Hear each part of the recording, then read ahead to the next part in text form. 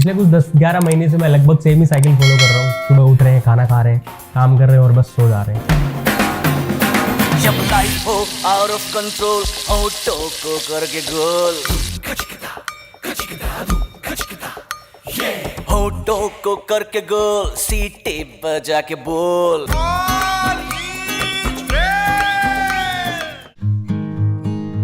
यार अभिषेक को trip plan करते हैं यार, पहाड़ों में कहीं घूमने चलते। अब जब मेरे दोस्तों ने इतने कॉन्फिडेंस से मुझे बोल दिया तो अब मेरी जिम्मेदारी बनती है कि इनको मैं कहीं अच्छी जगह लेके जाऊं। तो इसीलिए मैं लग जाता हूँ रिसर्च करने में। ऐसे ही 5 घंटे के छोटे से सफर को 10 घंटे में पूरा करके हम पहुंच जाते हैं ऋषिकेश।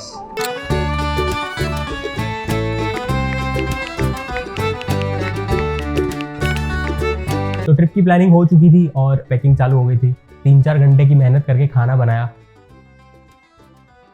आखिर वो पल आएगा जिसका सबको इंतजार था। उन्होंने कहा इतना लोगों को जगह घर से दूर तक छोड़ आते ना, बहुत टाइम बाद आते हैं, तो मैं वही कर रहा हूँ। ठीक है, नीचे छोड़ दूर तक छोड़ जाएंगे। यूं ही मस्ती मजाक करते हुए मैं और मेरे दोस्त हम लोग घर से निकलते हैं। राहुल भाई और भवानी भाई हमें नीचे तक छोड़ने के लिए आते हैं, लेकिन भवानी भाई को क्या ही पता था कि उन्हें हमें छोड़ने के लिए स्टेशन तक आना पड़ेगा। और ट्रिप के हम आधे रास्ते पहुंचे ही थे, इतने में मेरे दोस्त का मुझे फोन आता है कि जो खाना हमने बनाया था इतनी मेहनत करके वो तुम ले आए हो ना। और जैसे ही मैंने ये सुना तो मैं समझ गया कि भाई खाना ना तो मैं लाया हूँ ना वो लाया है। जो इतनी मेहनत करी थी वो घर पे ही रह गया। क्या हुआ, खाना घर पे भूल गए? खाना बनाया तुमने? राहुल ने इतनी मेहनत करी, मिर्ची के टपोरे बनाए राहुल ने। और बाहर का खाना खाने की इजाजत मुझे मेरा पेट और मेरी जेब दोनों ही नहीं दे रहे थे। और इतनी रात को 12:30 बजे भी मुंबई में रेलवे स्टेशन पर भीड़ की कोई कमी नहीं थी। और मैं और मेरे दोस्त लगभग घर के खाने की उम्मीद छोड़ ही चुके होते हैं, लेकिन तभी हमारे बड़े भैया भवानी रात को 12:30 बजे अपनी नींद को छोड़कर हमारे लिए घर से खाना लेकर आते हैं रेलवे स्टेशन पर।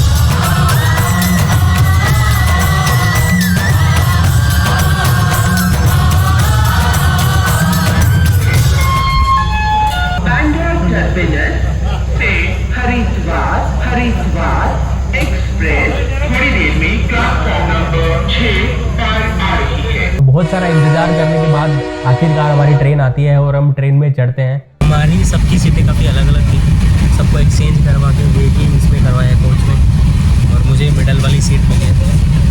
बिल्कुल भी कंफर्टेबल नहीं है, मैं फटाफट सोता हूँ और आप लोगों से कल सुबह बात करता हूँ।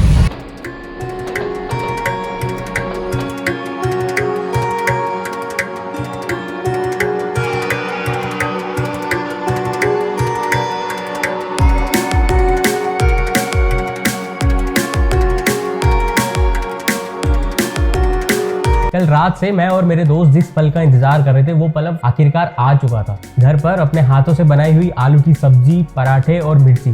ट्रेन में इनको खाने का एक अलग ही स्वाद होता है।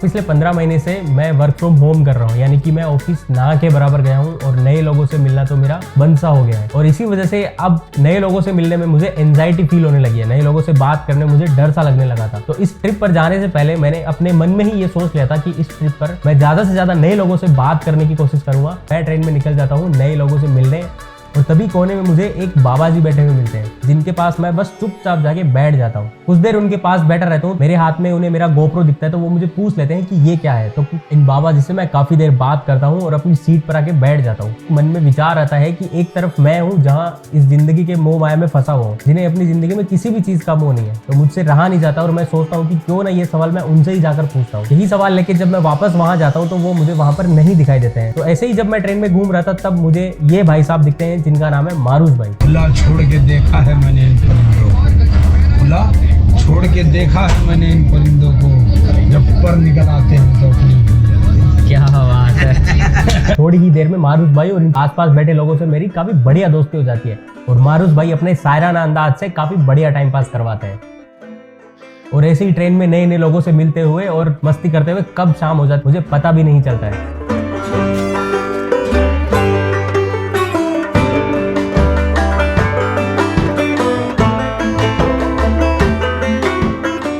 तो अभी रात के बज रहे हैं 10 और मैं हूँ इंडोन सिटी में। और भाई साहब स्टेशन पे दूर दूर तक कुछ भी नहीं है खाने पीने के लिए, भूख भूख से मर जाए चाहे इंसान। तो हम जैसे तैसे उस दिन रात को सोने चले जाते हैं।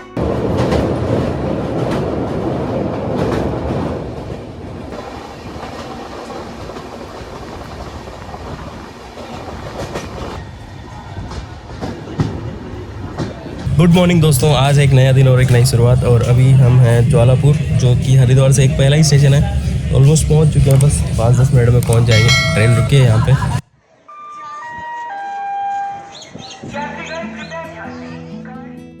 मंजिल है अलग मगर चलना सबको साथ है।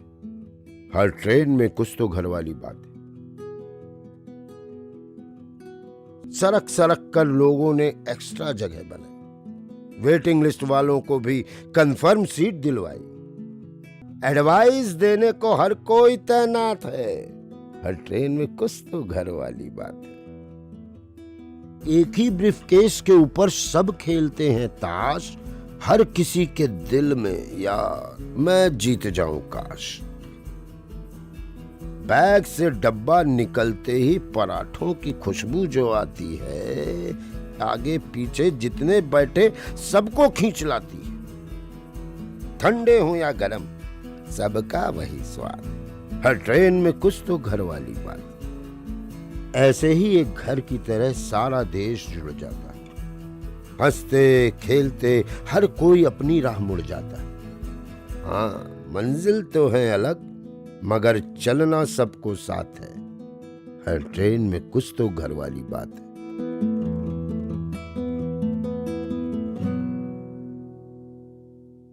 और अब लगभग 36 घंटे का सफर करके हम पहुंचते हैं हरिद्वार। और हरिद्वार में इंद्रदेव हमारा तगड़ा स्वागत करते हैं। 11 बज रहे और ऐसा लग रहा है कि रात हो गई। तो बारिश हो रही है, मतलब हल्की हल्की बूंदाबांदी हो रही है। मेरे को ऐसा लग रहा है कि जोरदार बारिश आएगी शाम तक। ओके, तो पार्ट 1 यहीं तक था। सेकंड पार्ट आएगा जल्दी। अगर वीडियो अच्छा लगा हो तो एक प्यारा सा कमेंट कर दो और लाइक कर दो, और ज़्यादा अच्छा लगा हो तो अपने दोस्तों और परिवार के साथ शेयर कर दो। मिलते हैं अगले वीडियो में। Bye bye.